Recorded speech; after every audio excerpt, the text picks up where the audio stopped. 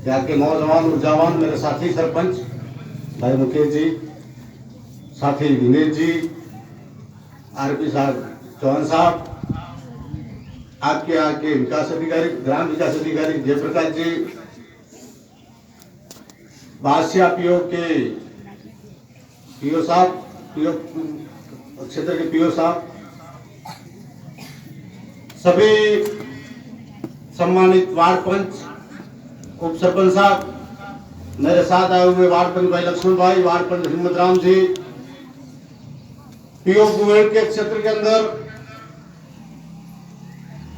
सभी विद्यालय साहब, शिक्षा गुरुजनों, इस स्थानीय विद्यालय के संस्था प्रधान कटजार जी और यहाँ के मैडमों, गुरुजनों, एसटीसी बीएड वालों एवं इस विद्यालय में पढ़ने वाले प्यारे बालक बालिकाओं, मेरे सामने इस कार्यक्रम को सुशोभित करने वाले गांव के सभ्रांत नागरिकों, चाहे वो बादल के हो चाहे भुएड़ के हो, आप सभी का इस कार्यक्रम में मेरी तरफ से हार्दिक स्वागत और अभिनंदन करता हूं। सबसे पहले तो मैं राजस्थान सरकार के यशस्वी मुख्यमंत्री अशोक जी गहलोत साहब को और इस विभाग के शिक्षा मंत्री परम सम्मान्य गोविंद जी डोटासरा को बहुत बहुत धन्यवाद देता हूं। आपके दिमाग में एक ऐसी उपज पैदा हुई, राजस्थान के निजी विद्यालयों का मुकाबला करने के लिए आपने एक बहुत ही बड़ा नवाचार शुरुआत किया है। इसी का नतीजा, उसी के कड़ी में आप और हम सब इस कार्यक्रम में एकत्रित हुए हैं। प्यारे बालक बालिकाओं, इस कार्यक्रम के पीछे मकसद एक ही है, सरकार का, विद्यालय का और अभिभावक तीनों का मिलना हो जाए। अभिभावक को यह पता लगे मेरे बालक की वर्ष भर में विद्यालय में क्या स्थिति है।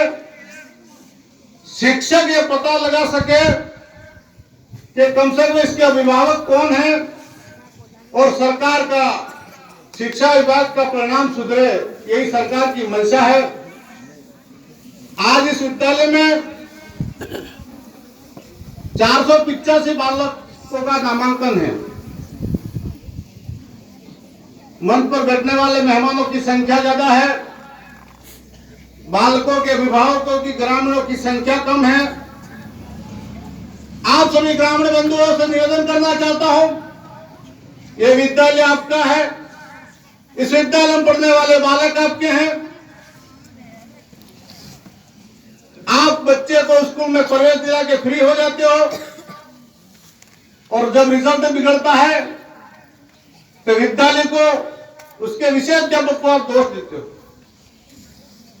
परंतु अगर आप प्रवेश दिलाने के बाद आप भी अपनी ड्यूटी करते हुए, बच्चा घर से निकला है, स्कूल गया कि नहीं गया, रोजाना नहीं आ सको, 15 दिन में एक बार, 15 दिन में एक बार नहीं, महीने में एक बार बच्चों को सुबह कह दो कि आज तो बेटा मैं डूंगरपुर जा रहा हूं, निकल जाओ, दंबोला जाके अचानक मुड़ के उस स्कूल में चले जाओ, तो पता लगेगा बच्चा आपका स्कूल में है कि नहीं है, समय पर होमवर्क करता है कि नहीं करता है।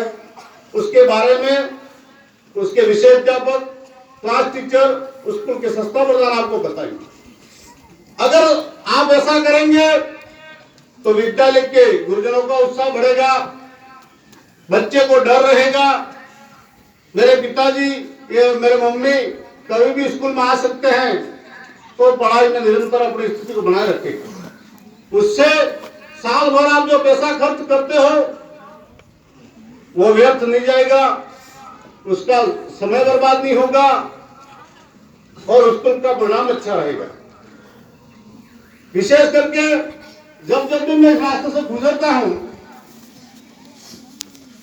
कुछ बालक दुकान के आगे, कुछ बालक बबुल की झाड़ियों के पीछे, कुछ बालक रोड के दोनों किनारों की तरफ, देखता हूं तो उस वक्त 11:30 बज रही है, देखता हूं तो 3:30 बज रही है। और बालक रोड के साइडों में घूम रहा है। प्यारे बालक बालिकाओं, आपकी भी एक जिम्मेदारी बनती है। आपके माता पिता आपको पढ़ने के लिए स्कूल भेजते हैं, आपके पीछे पैसा खर्च करते हैं, तो आपको इसका उपयोग कैसे लेना वो आपको भी समझ में आनी चाहिए। आप कुछ छोटे नहीं हो सकता है तो पहली से 5वीं का भी बालक भी होगा, पर 6ठी से 12वीं तक के बालक को अपना अपने पता लग जाता है कि मुझे क्या करना क्या नहीं करना है।